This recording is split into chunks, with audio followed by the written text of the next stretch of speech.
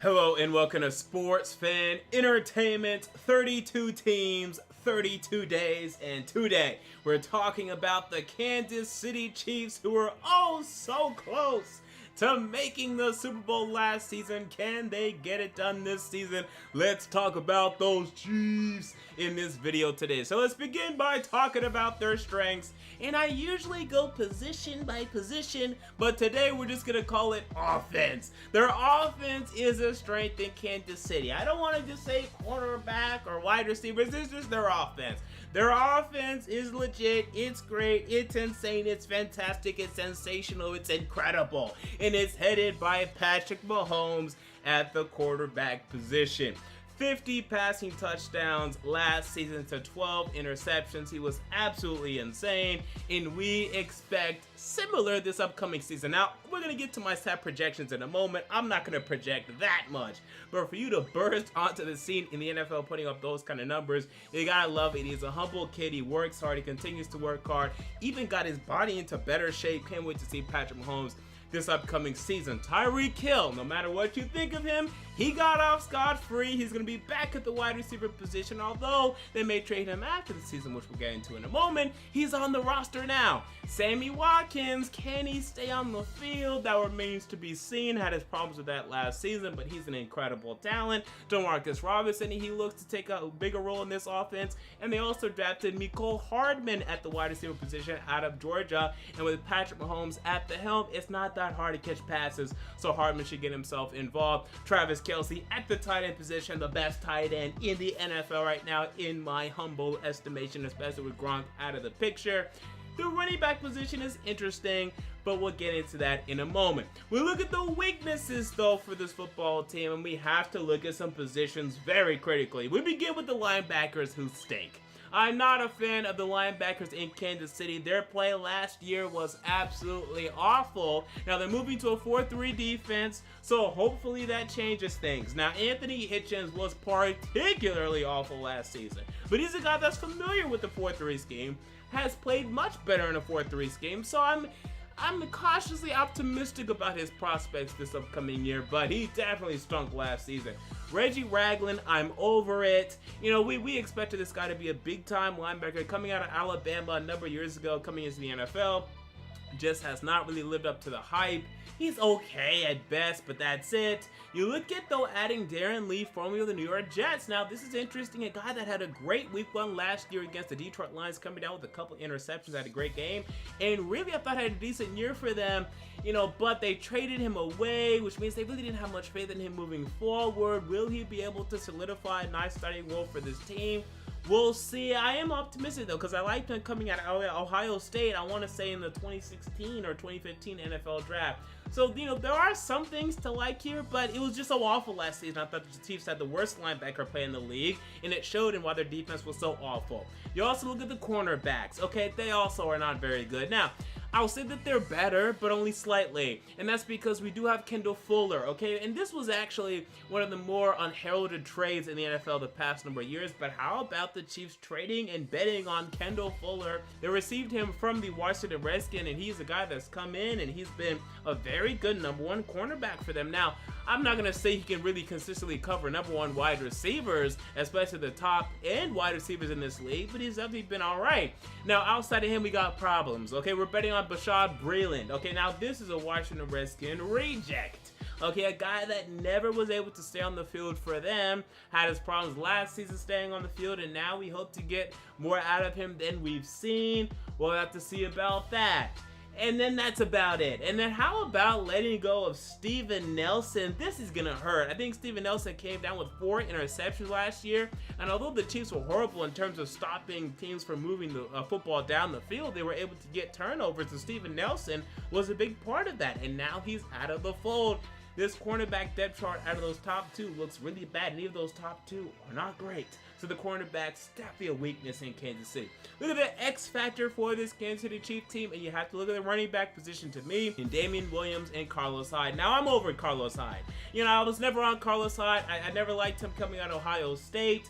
I hated him when he was playing for the San Francisco 49ers. We always talked about Carlos Hyde. I always watched him. I never saw anything from him that would ever suggest he was going to be a significant player in this league, and he's still not showing that even to this day. Don't expect anything from Carlos Hyde. I'm sorry, I'm just so low on Carlos Hyde.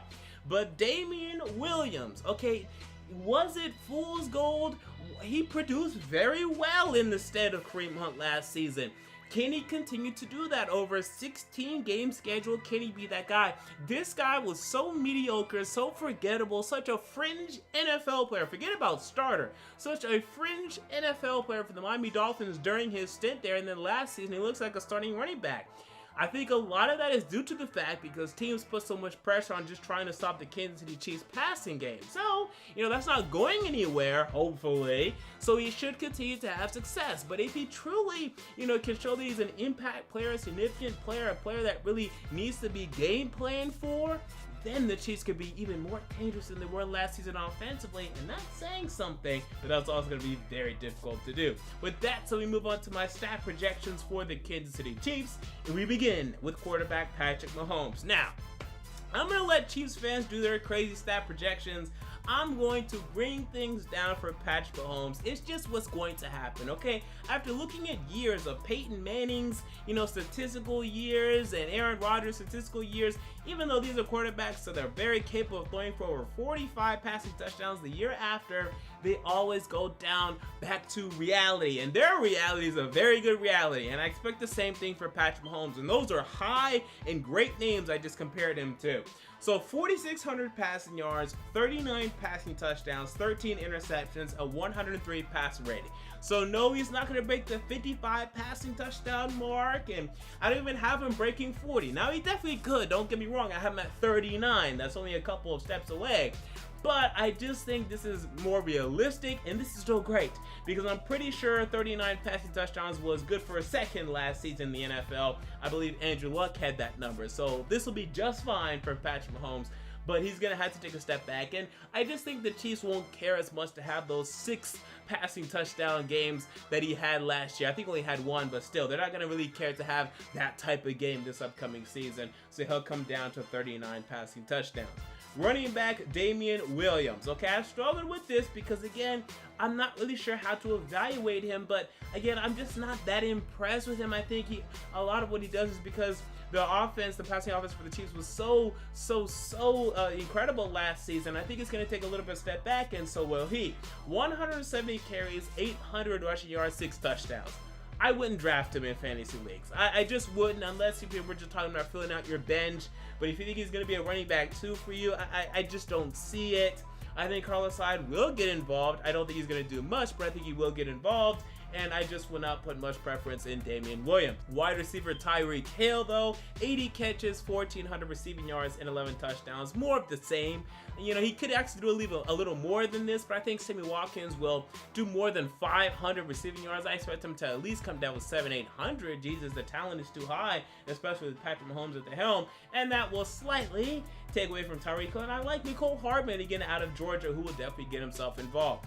Look at my bold predictions for this football team. We begin with bold prediction number 1, and that is the Chiefs beat the Patriots in Week 14. They're going to New England. I don't care. I think Patrick Mahomes is just so tired of losing to Tom Brady in close fashion. They lost 43-40 last season in the regular season. They lost 37-31 in the AFC Championship. Enough will be enough. The Chiefs will get it done against New England in Week 14.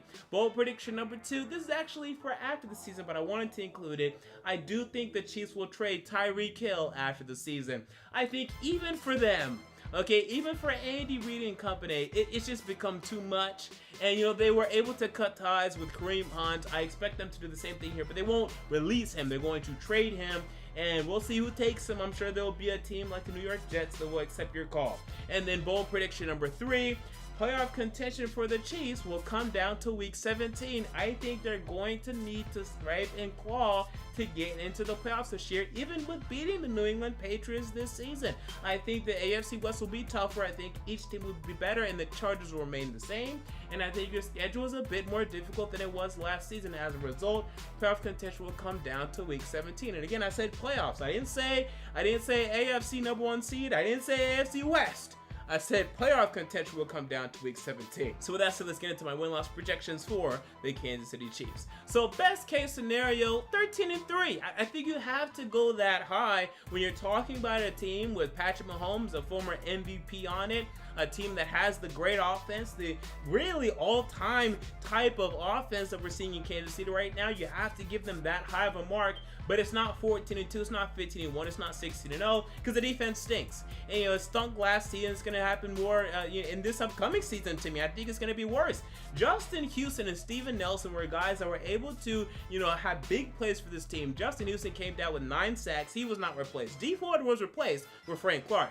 Justin Houston was not replaced. Alex Okafor is not a replacement for Justin Houston, even at this stage in Justin Houston's career, okay? Believe me of that. And then you look at Steven Nelson, no one's replacing him. No one's going to replace what he was able to do in terms of turning over the football. So the defense will be worse to me this upcoming season. And you're going to lose games because of that. Even the great Patrick Mahomes is going to lose games with this defense. He's going to lose more 43-40 type games because the defense will continue to be so awful this upcoming season. Worst case scenario though, 9-7. There's just no way this is not a winning football team. There's just no way. Especially when you're in a division with the Broncos and the Raiders, who will be improved. Okay, fine. But you're going to beat them. There's no doubt in hell that you're not going to beat those teams. You're probably going to sweep one of them, right, to be quite honest with you. And you're going to beat the Chargers once because the Chargers don't have their stuff together to really sweep teams right now, especially a team at your caliber. So, definitely worst case scenario is 9-7. And my prediction is 10-6. And this is a bit modest for some people. And I will admit, it's a bit modest for me. I just want to be a little careful here because, again, this defense concerns me. I mean, it was bad last season. And these NFL defenses, these other teams are going to look at your offense last season, begin to pick some things apart. And will Travis Kelce play 16 games again? Will Tyreek Hill play 16 games again?